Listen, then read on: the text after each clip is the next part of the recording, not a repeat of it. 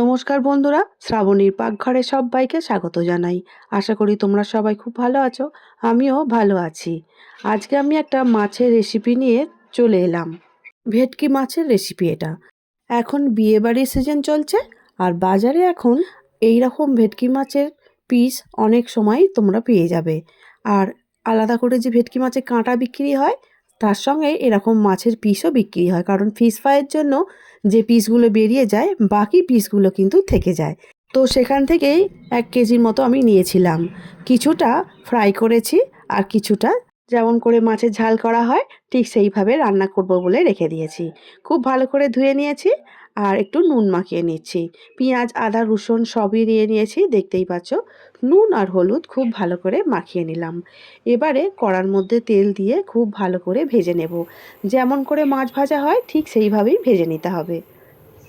আমি জানি তোমরা অনেকেই এই মাছগুলো খেয়েছো। এগুলো কিন্তু অন্য কোনো মাছ সত্যিই নয়, এগুলো ভেটকি মাছের পিস। ছোট ছোট করে কাটা থাকে আর এগুলো খেতে কিন্তু খুব ভালো হয়। এই মাছ দিয়ে আমি ফিশ ফ্রাই করেছিলাম, সেই ভিডিওটা দেওয়া আছে। সেগুলোও কিন্তু খুব ভালো খেতে হয়েছিল। এই মুহূর্তে যে সকল বন্ধুরা ইউটিউব চ্যানেল থেকে আমার ভিডিও দেখছো, যদি ভালো লেগে থাকে, নতুন বন্ধু যদি হয়ে থাকো, তাহলে প্লিজ সাবস্ক্রাইব করে শ্রাবণীর পাকঘর চ্যানেলটির পাশে থেকে যাওয়ার অনুরোধ রইল। পাশে থাকা বেলটা অবশ্যই প্রেস করে দিও, যাতে যখনই নতুন রান্না ছাড়বো সবার আগে তোমাদের কাছেই পৌঁছে যাব। আর যখন ফেসবুক পেজ থেকে দেখবে যে সকল বন্ধুরা, প্লিজ পেজটিকে ফলো করে দিও। দেখো মাছগুলো কিন্তু খুব সুন্দর ভাজা হয়ে গেছে। এবার একটা প্লেটের মধ্যে তুলে নিলাম আর যে মাছ ভাজার তেল অবশিষ্ট ছিল ওই তেলের মধ্যে দিয়ে দিলাম ছোট ছোট কেটে রাখা পেঁয়াজের টুকরোগুলো। এখানে আমি দুটো বড় সাইজের পেঁয়াজ নিয়েছি। অল্প একটু নুন দিলাম, পেঁয়াজগুলো তাড়াতাড়ি ভাজা হবে আর পেঁয়াজের কালারটাও কিন্তু খুব সুন্দর আসবে। পেঁয়াজটা খুব ভালো করে প্রায় ভাজা হয়ে এসেছে, ঠিক সেই সময় দিয়ে দেব আদা আর রসুনের বাটনাটা। আদা রসুন বাটনা দিয়েও খুব ভালো করে নাড়াচাড়া করে নিতে হবে। প্রথমে আদা দিয়ে খুব ভালো করে একটু ভেজে নিচ্ছি 1-2 মিনিটে, তারপরে আবার রসুনের টুকরোগুলো দিয়ে দেবো। আদা আর রসুন দুটোই গ্রেট করা আছে, তোমরা চাইলে বেটে নিতে পারো। আবারও খুব ভালো করে একসঙ্গে মিশিয়ে নিয়ে কষে নিতে হবে।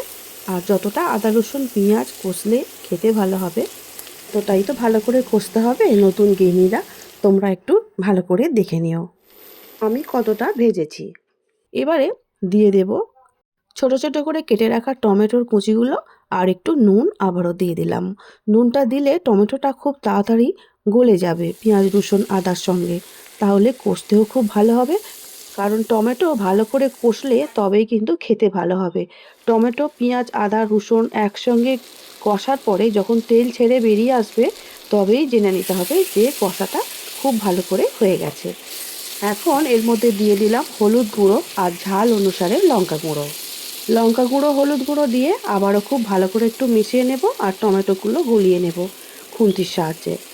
টমেটোগুলো কিন্তু খুব ভালো করে নরমও হয়ে গেছে, আদা রসুনের সঙ্গে খুব ভালো করে মিশেও গেছে।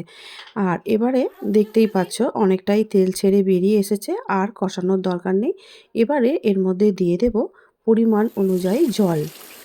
যতটা মাছ সেই অনুযায়ী ঝোল এখানে দিতে হবে। আমিও দিয়ে দিচ্ছি অল্প করে। জলটা দেওয়ার পরে ভালো করে একটু মিশিয়ে নিলাম।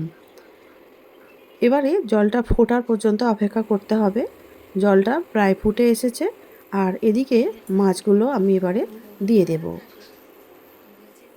খুন্তির সাহায্যে একটু ভালো করে নেড়ে নিলাম আবারও।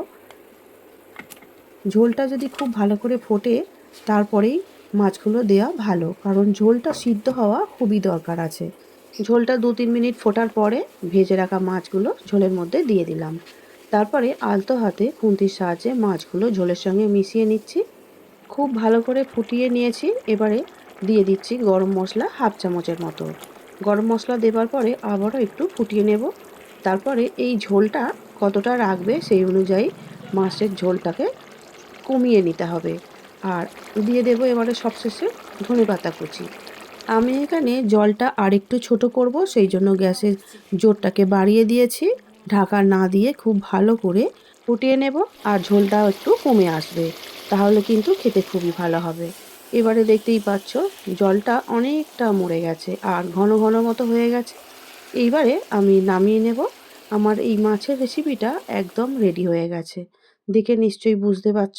এবারে একটা প্লেটের মধ্যে আমি তুলে নিচ্ছি। ভেটকি মাছের এই রেসিপিটা তোমাদের কেমন লেগেছে অবশ্যই কমেন্ট করে জানাবে। আজকে তাহলে আসছি, দেখা হবে অন্যদিন নতুন রেসিপি নিয়ে।